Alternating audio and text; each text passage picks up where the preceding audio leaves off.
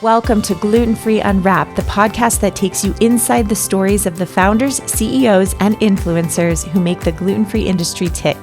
Whether you're living a gluten-free lifestyle, building a brand, or just love a behind-the-scenes look at how your favorite products came to be, you're in the right place. I'm your host, Jenny Finke, and this is Gluten Free Unwrapped. Today on Gluten Free Unwrapped, I'm excited to welcome Michelle Carfagno, founder and CEO of the Greater Knead. Michelle started her company in 2012 after several family members were diagnosed with celiac disease. A lifelong baker, she set out to create delicious, worry-free foods her whole family could enjoy. The Greater Knead is known for its gluten and top 9 allergen-free New York-style bagels, pretzel bites, and bagel chips, and it's known for helping people feel safe and included at the table. Michelle's journey is one of heart, resilience, and innovation.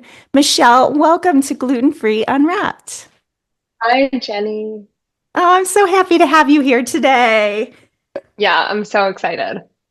So I want to learn all about your story, and I think our listeners do too. So let's start in the beginning. Can you tell us a little bit about what first inspired you to start the Greater Knead? Where did this idea come from? Where were you? Yeah, so I loved baking for as long as I can remember. So that's like why baking was so just always important to me. I experimented with recipes since I was little. And then I went to college. I was known as Michelle the Baker all through college. It was really my identity. But for some reason, I was not going to school for that. I thought, like, I need to have a real job. I can't just start a business in baking. Like, who does that? I can't do that. I need to have money before I do all of that kind of stuff. So I really like shied away from it. And then I went to school in Chicago. I moved back home to Philly. And when I came home, right around that time, my sister and my grandfather were both diagnosed with celiac disease. So at first, I was just like, well, I love baking. I'm Michelle the Baker. Like, I'm going to make this happen. I'm going to make some recipes that I know that they've been missing. And they both were like, oh, we can't find a good bagel. And growing up, that is what we ate. So that's why I was like, okay, I'm going to make this my mission. And then, slowly but surely decided to make it a business. Oh, wow. Okay. I have to actually pause right there because you're like, I'm going to make a business out of making gluten-free New York bagels. And Yeah. anyone who has ever baked bread or attempted to bake bread or bagels who is gluten-free knows that might be the hardest thing ever. So can you tell me about Yeah. what is a New York bagel versus a regular bagel, first of all, and how in the world you did that?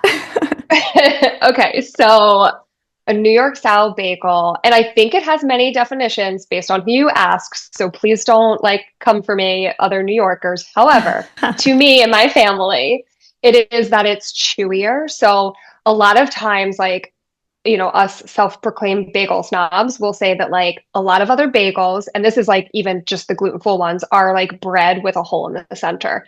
And so when I first started looking at the gluten-free bagels that were out there at the time, and there was only one brand, and I won't say their name, but I'm sure everybody can figure out who that was.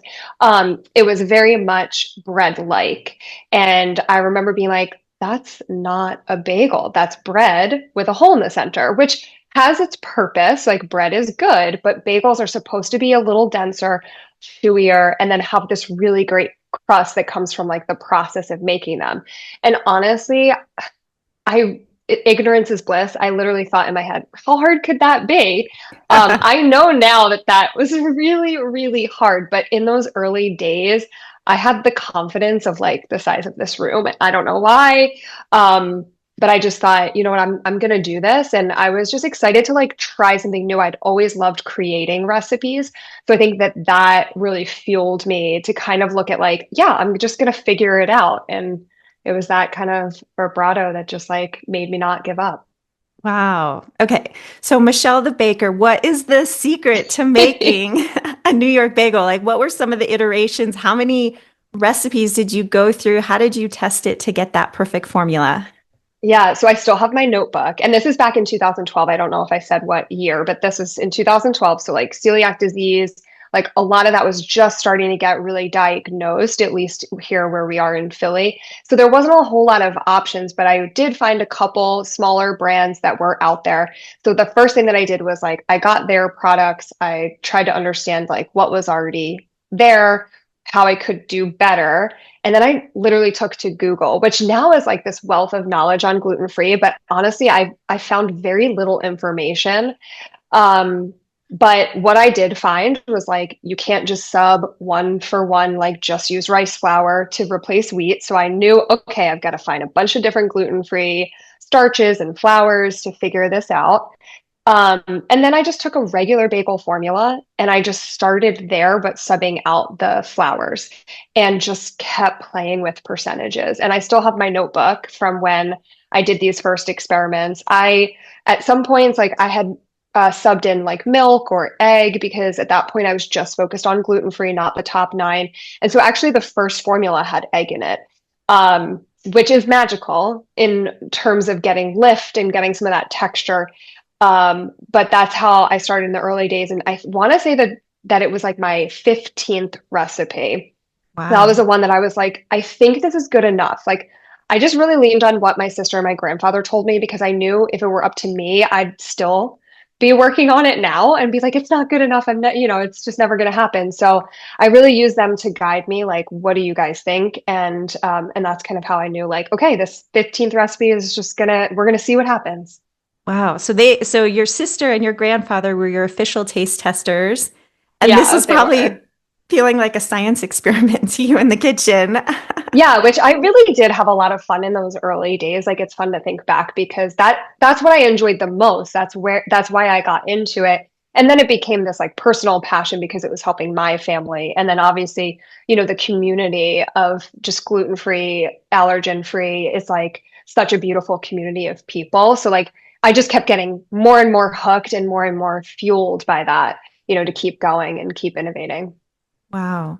And were you working full time at the time when you were doing this? Was this like a side hustle? Yeah, so it was, when I moved back, I was kind of restarting anyway, because I had graduated college. I worked a little bit in human resources. And I was like, okay, I'm going to move back home before I start a business. I don't know what I'm going to do. I took like a hard pivot after school and didn't go to law school because that was the track I was on. And then decided, I never was like, oh, I'm going to start, a brand, but it just sort of slowly happened that way. But I was very scared. So I got a job in HR when I came back here. And I did that for like 3 years until it just became like I can't do both. It was so exhausting. Like those are the days I don't miss for sure. I would be working like it was a typical like 9 to 5, like maybe 8 to 4, whatever hours. And then I found a bagel shop that was, closed by like 2 o'clock. It wasn't gluten free, but I was just there like experimenting, understanding like how would I make this at a scale? Could I use machines? Like how is this going to be done in a way that isn't like super small? Because I had bigger plans and bigger visions.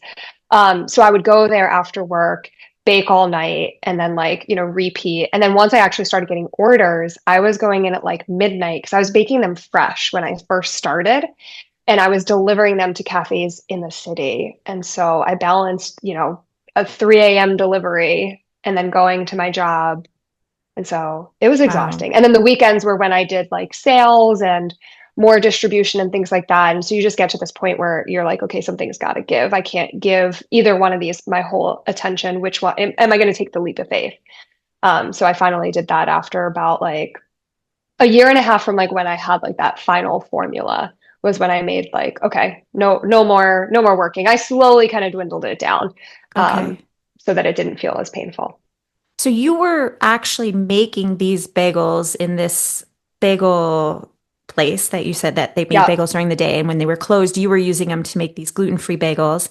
And then you were selling them to, local shops. You said where was that? Yes. So I was selling them to a couple cafes in Philadelphia.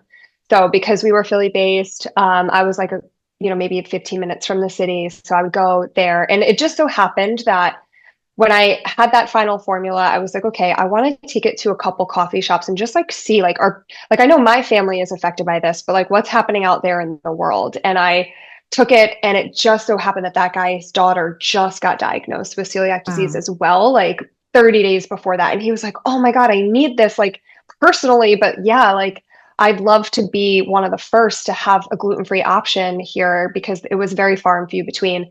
And then, I was able to take that story and go to a couple other cafes. And that's how I kind of built the business in the really early days, just hand delivering, making them fresh, making them by hand, like, a team of one doing all of the things. Yes.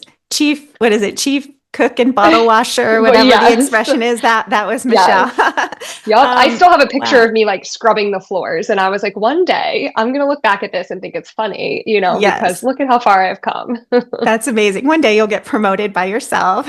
Yeah. um, okay, so that now I need to know how you made that leap. So you're baking in a shared facility, you're selling it to some local shops in Philadelphia. Then how did you go to the Greater Knead, this bagel pretzel company that it is today? Yeah, I mean, I think for me, I had to go at my own pace. And sometimes that was really frustrating. And it's still something that affects me today is like that comparison game that we all play, no matter whether it's in business or as a mother or as a wife. And it's like you're always comparing yourself to like other people and what they're doing. And I think for me, I I knew that I needed to go slow because I did feel very insecure. Like, okay, is this really going to work? Am I really going to be able to do this? Am I crazy? Like, why am I doing this? And like, it must be this hard because there isn't another option that's really good right now, And so I was like, there's got to be a reason, that other people aren't as crazy to like do this and think that it's easy.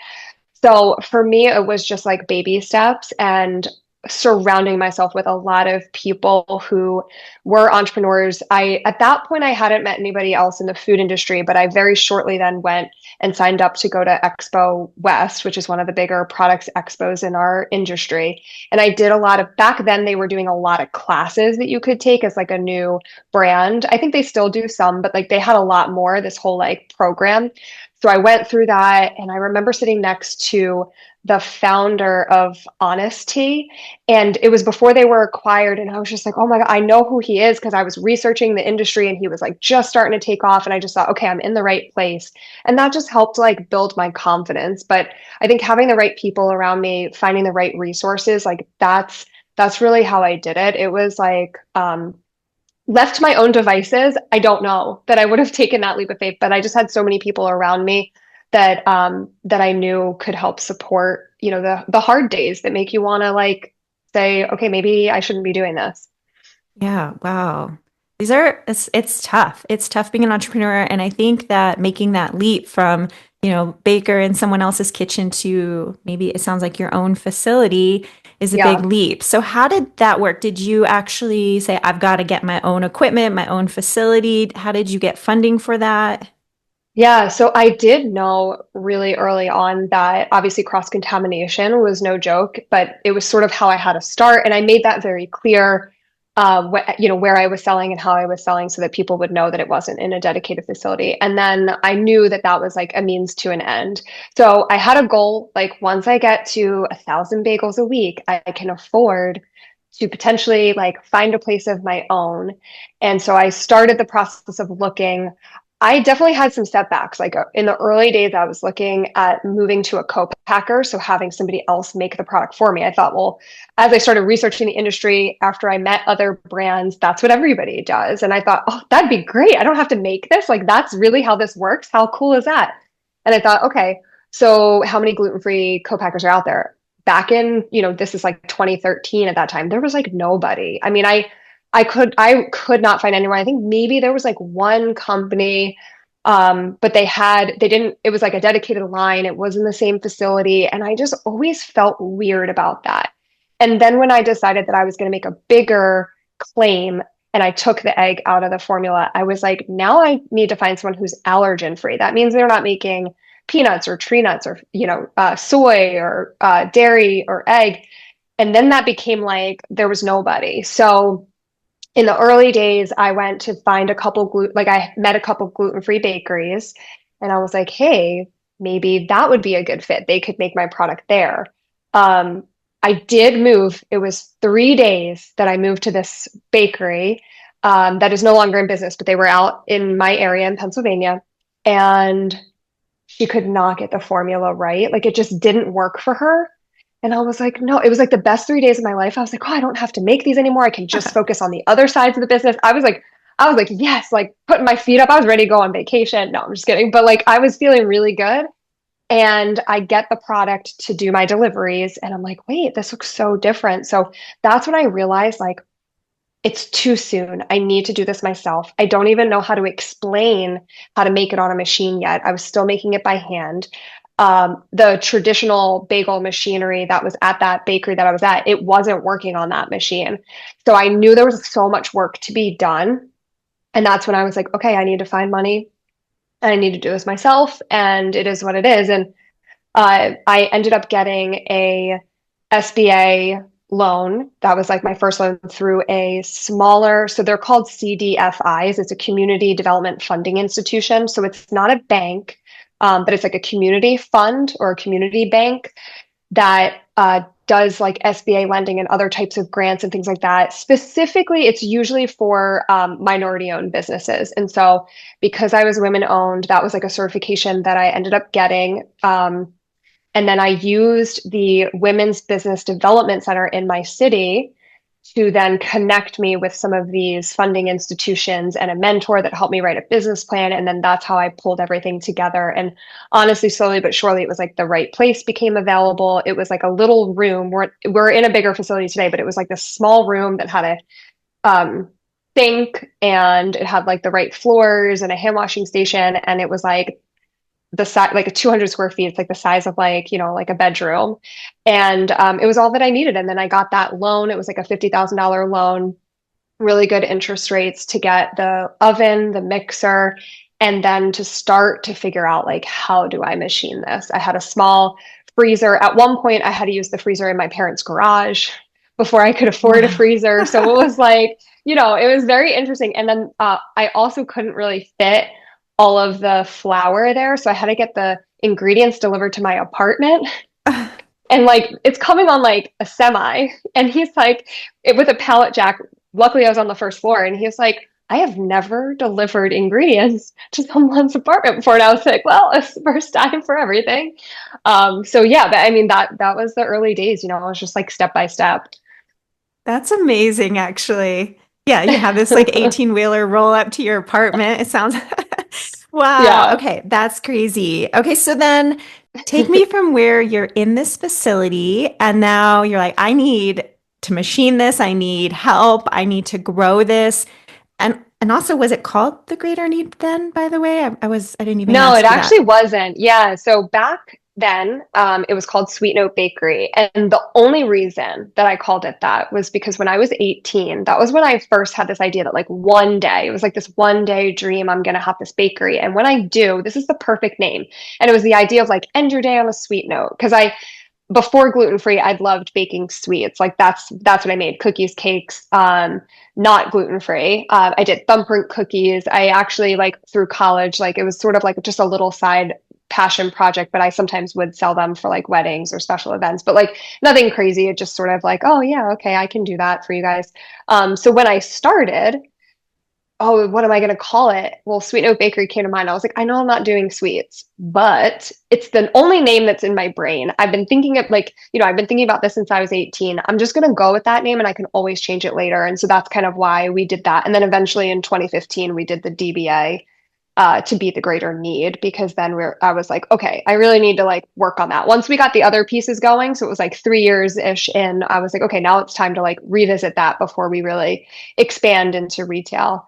Um, yeah, so that's how the name sort of slowly graduated. And I'm sorry, what was the other question? I got on Yeah, a tangent on the name. sorry, I stacked my questions there, but I wanted to know how you went from this small room with a sink Oh, to yes. a big Okay. facility and hiring employees and maybe some of the steps and challenges Yeah. that you experienced there. Okay. So for me, I think the common theme was like slow and steady. I feel like that's been my answer to every question because I, it was always really scary. Like, how will I afford to pay somebody? But again, it got to this sort of point where I was like, I can't do this all on my own. I can be way more effective. I can't make all of these. And so I found through a friend of a friend. It was like her daughter was fresh out of high school, taking a gap year, figuring things out. She was like, I would love for her to be around you and just like, whatever, just help you. And so she did. And we hand rolled and we did stuff together. And then eventually she was like, hey, I have a friend who just started a blog and it's all about healthy living. And I'd love to give her some samples of what we're doing here. So she did. She wanted to write a story on me. And then her and I met. Her name was Brittany. And we just like instantly hit it off. And she's like, I need to be a part of this, like in a bigger way. And so she was, aside from the other girl, who that was like sort of just a part-time thing, Brittany was like, I'm in, like, let's do this together. And she was just amazing. Like she was just out of high school. She was still going to college. So it was like just the perfect recipe, to like have somebody that, I could pay her what I could afford. She was still like, living in her dorm and she was okay financially, and didn't need a whole lot of money. And so it was just like, this is great. And it was like two of me instantly existed. And so we had like a schedule. We would bake on the weekends, and then like Mondays we would do like our cold calls. Tuesday, she would do like her delivery route, which was like Jersey, mine was Philly, and we just kind of replicated things. And we did that until we were able to then continue to keep growing. And then like next employee, became like was from a my sister or my friend's sister, hired her. I was like, hey, me and Brittany need to get out of the bakery. Can you come in and, run that? And in the process, I did get additional loans.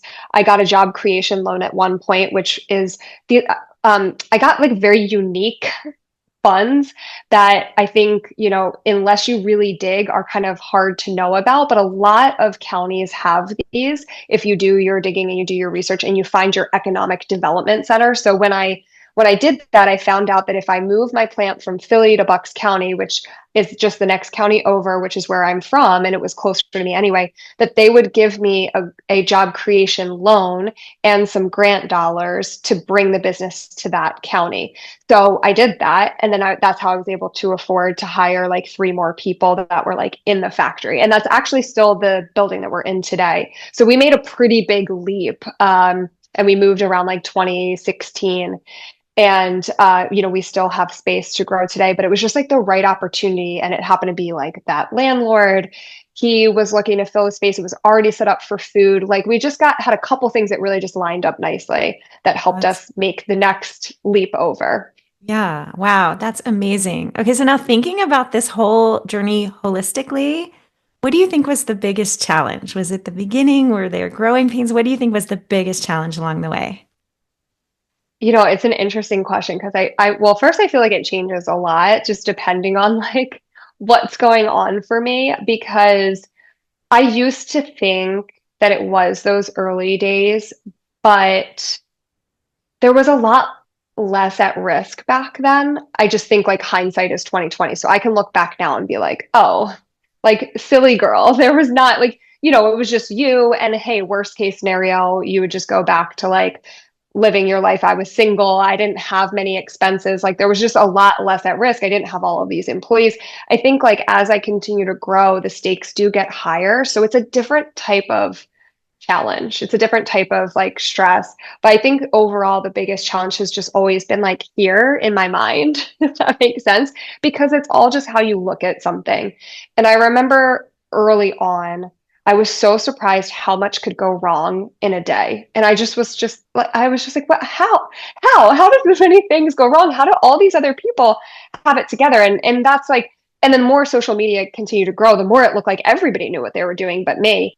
And I think that like for me, that mentally was really hard, but it's making that shift of like, there's always a solution, but how hard do you want to push for it? And I've always been like gut check with myself, like, okay, like how much do I want this? How much do I want to keep pushing? And I always come back to like why I started and like, and then seeing the impact of knowing that I'm not just affecting my family, but I'm now affecting many families, and that we are making a difference, and that like somebody needs to do this work in the way that we're doing it and with the integrity and the authenticity that we have, and the quality too. So, it's like I think the biggest challenge is myself to answer the question as like a summary, right? And just that mindset and really making sure that we always keep it in perspective that like there is always good with the bad and not just focusing on what's going wrong.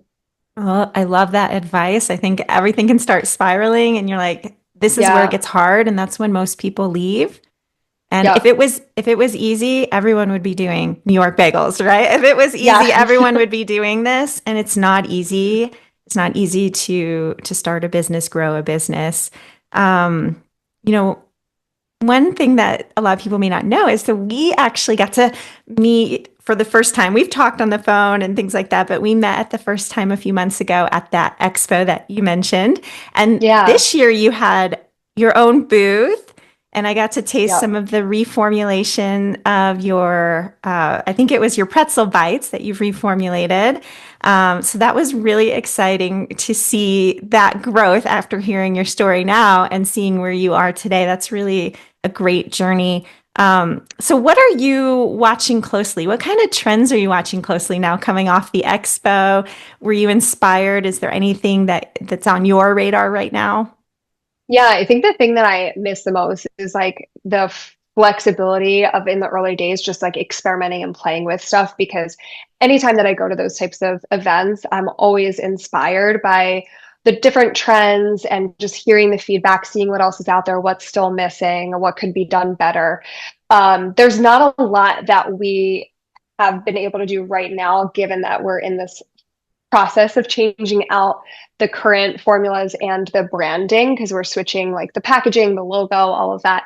But I will say that some of the trends that I saw that I think are really cool is like obviously sourdough is having a big moment right now, which is really awesome. So, seeing how that plays in, snacking is like bigger than ever, and just that convenience factor, especially within allergen free. And I loved that I saw so many companies making claims about being allergen free. A lot of them were from other countries coming into the US, but I did find it refreshing that like, yeah, people are seeing that and providing more options. And I got to meet so many other like startup brands or brands that have been around for a few years that I haven't heard of before that are doing really unique solutions in the allergen free space. But it's definitely super inspiring. And I feel like there's still some missing pieces, and we're always looking at like, okay, what could we do next? So stay tuned. I think once we get through some of this other stuff, we should start. I am going to start experimenting at home because I just have to scratch that itch for myself because that's where I find a lot of just my joy. And I was like, you know what? I owe it to myself, even though I can't kind of do that on like company time, which is so funny. I think about like, oh, I can't, but it's like, it's my business. But anyway, whatever. That's my own issues. I'm like, I need to do this on my own time. So like for Easter, for example, I'm gonna make some allergen-free focaccia and a couple other desserts and things like that, just because I'm very curious to try to play with some of these things that I haven't seen in the market. Yeah, so I mean Yeah. that's some of the stuff that I've noticed. I hear that a lot. Like you are a baker, like that was your heart. That's why you started this company.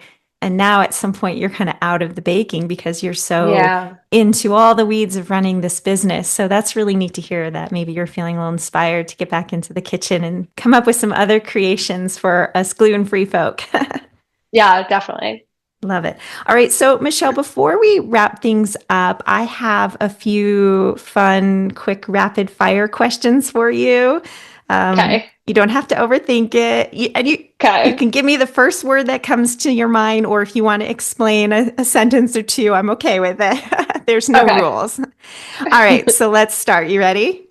Yes. Okay. You're hungry, savory or sweet? Savory. All right. What are you grabbing first, bagels or pretzel bites? Oh no, that's a hard one. So, okay, my first thought was pretzels because they're new and I've been missing them and I've had bagels for a while, but like there's a strong tie for my everything bagel. Always have a special place in my heart. Is that your favorite bagel? Everything? Yes. Yeah. Yes. All right. What's one snack you always have on hand or in your pantry? And you can't say your own. Okay. No, I usually always have some sort of protein bar just as a quick on the go snack to get a high amount of protein. Is there a good one that you recommend? Yeah, the one that I use now, I can't speak to all of the allergens because I can have tree nuts and peanuts, but I have been eating IQ Oh, okay. or like Genius or so. Wait, it's like IQ Genius maybe is like the full name or IQ bar. But they have a couple really good ones if you can tolerate nuts. Okay, I've seen those. Yeah, I think they Yeah, have them at they're good. Costco. Okay, what's another gluten-free brand or allergen brand that you really admire? Sweet Lawrence. That one's been on like my feed a lot, and I love what they're doing. What's your favorite thing about being an entrepreneur? The thing that is also the hardest, and it's the challenges, it's the sort of like unknown, and it's the figuring it out. There's something really thrilling about that, even though it is also challenging. I've learned just so much about myself as like a person, and I've healed in a lot of ways and grown in a lot of ways because of being an entrepreneur. And I think that like I'm super grateful for that, but it Wow, hasn't been easy. that's such a good answer. Now I feel bad asking the next question, but what's your least Okay. favorite part about being an entrepreneur? Yeah, I mean, I'll try to come up with something different. I think it can be lonely. Um, I think that's something that I do feel a lot. And it's remembering that I'm not actually alone, but sometimes it just does feel lonely. I don't have a partner, in the business. And so there's only so much that I want to like lean on my employees in terms of like emotional support because I'm supposed to be that support. And I am a super vulnerable person. So sometimes it's really hard to pretend that like I'm okay and everything's okay. And so it can feel very lonely when you feel like there's nobody that, kind of understands what you're going through. And then I realize like, we're all going through the same things. We just have to be more like vulnerable with each other. And then we'll realize we have a lot more in common. All right, so if you weren't running the Greater Need, what do you think you'd be doing? That's a really good question. I do think about that because this has been 13 years of my life, and I was in my 20s when I started and I'm about to be 40. And I'm like, wow, I was thinking about this morning, like, I don't know. Like I actually don't know the answer to that question, but what I will tell you is that I am starting to get some other hobbies other than the Greater Need because the Greater Need has just been my identity for so long and I'm trying to just be a healthier individual. So I'm taking a pottery class in a couple weeks. So we'll see how that Love goes and it. I am planning to take it like an art class. So I think for me it's just something creative. Like I just always loved creating. And when I think back to why I started, and baking is very creative. So yeah, I think it would be something within that world of creating something. Yeah. We all need a little outlet outside of work, even though work is our passion at times as an entrepreneur. Right. Totally get Yeah. that. I feel that. All right. Yeah. So that is the end of our lightning round, but I do have another question for you. What's next for the Greater Need? Do you have any exciting new products on the horizon, growth, retailers, anything like that? So the biggest thing that we're working through is switching out the new branding, and that'll be hitting the shelves like May, June timeframe. We're about to get the new packaging soon, and then it'll be updating the formulas, which are really just improved texture. So that'll be rolling out with the updated branding. And then, yeah, we do have a lot of pitches that we've been doing, especially around the new packaging and branding. Nothing that I can specifically share, but if you follow along on our journey on social media, that's like the quickest way to see what we've got in store. But yeah, I mean, after we get through this, like I'm really hoping that we can continue to grow at an even better pace with some really great products to come after we get through the launch. Well, that was such a tease, but I have to say, I got to taste the reformulated pretzel bites at Expo a couple months ago or a month ago, and they were delicious. And you were giving them Thank you. out warm and like Yeah, soft and stretchy. Like that was really smart. They were so good. And so thank you. I'm excited for people to get their hands on your bagels, your pretzel bites, and your bagel chips. So, where can people find them if they want to buy them?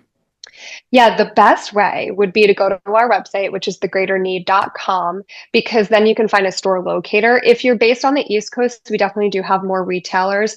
But if you're in some other regions, we do have a few chains, like we are with some Sprouts nationwide, not all of the stores. So I think the best place would be to go there, put in your zip code. And then if not, you can buy directly from us online as well. And it is free shipping nationwide.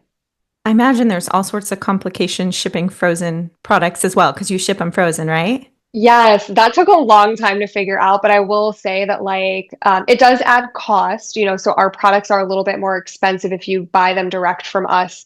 But one of the advantages is that we have like 12 different bagel flavors that you can't find in stores. So we try to like give something for that extra cost. But we've worked really hard to like keep that cost down. We've gotten pretty decent rates with like UPS and FedEx so that we're able to charge the free shipping, which is awesome. But yeah, it's not easy for sure. I imagine. Well, Michelle, thank you so much for sharing your inspiring story and for all the work that you're doing to make these gluten-free foods more accessible to all of us. The Greater Knead is clearly a labor of love and a lot of passion and love behind it. So that clearly shows in your story. If you haven't tried their bagels, pretzel bites, or bagel chips yet, you have to change that. So you got to go find them online or in select stores nationwide at thegreaterknead.com. And as always, thank you for tuning in to Gluten Free Unwrapped. If you loved today's episode, be sure to subscribe, leave a review, and share it with someone in your gluten-free circle. I'll be back next time to unwrap more stories from the people shaping the gluten-free world. Thanks again, Michelle. Thank you. Thank you for listening to Gluten Free Unwrapped. If you enjoyed this episode, please subscribe, leave a review, and share it with someone in your gluten-free circle. You can connect with me, Jenny, on Instagram at GoodForYouGlutenFree, and be sure to check out my carefully curated celiac-friendly subscription boxes at lovemeglutenfree.com. I'll return next week to unwrap more inspiring stories from the people shaping the gluten-free world. Until next time, stay strong, eat well, and remember, you don't have to do this alone.